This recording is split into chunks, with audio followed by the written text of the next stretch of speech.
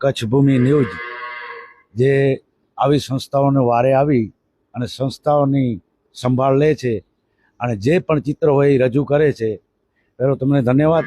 સાથોસાથ મારું નામ જાડેજા હરિસિંહ ભીખુભા અને આ સંસ્થાની અંદર હું મેનેજિંગ ટ્રસ્ટી છું.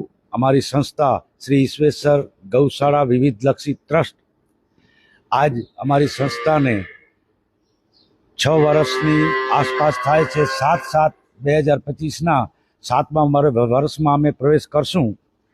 અને બાકી તો આપ અવારનવાર આવતા હોય, આપને સૌ પરિચય છે, છતાં હું ટૂંકમાં થોડોક પરિચય આપું કે એવા જીવો અમારી પાસે આવે છે જેના ઉપર એસિડ ફેંકવામાં આવે છે.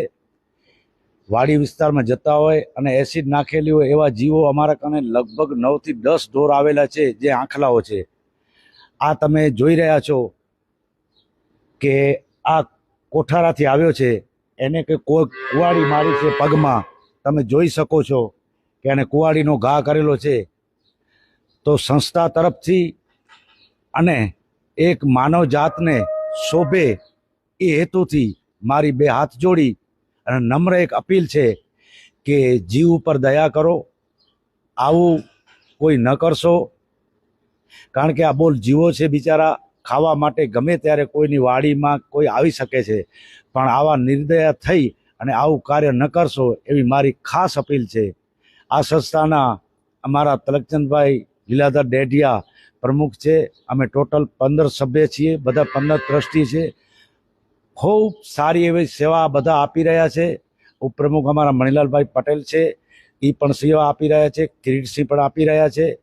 અને અમારા નામી અનામી દાતાઓ દ્વારા સહયોગ મળી રહ્યો છે અને આ સંસ્થા એકદમ ફાલી ફૂલી છે અને સત્ય અને સારા કામ કરી રહ્યા છે. આપ કોઈક પણ દિવસ પધારો અને મુલાકાત લો અને જાણી જોઈને આપણને ખબર પડશે તમને કે કેવું કાર્ય થઈ રહ્યું છે. એમાં અમારી ક્યાં ચૂક થતી હોય તો આપ આવી શકો છો, અમને પણ ભલામણ કરી શકો છો. તમે આવશો તો અમને પણ બળ મળશે. અમને સાથ સહકાર આપો છો, એવું ને એવું આપતા રહેજો. ધન્યવાદ.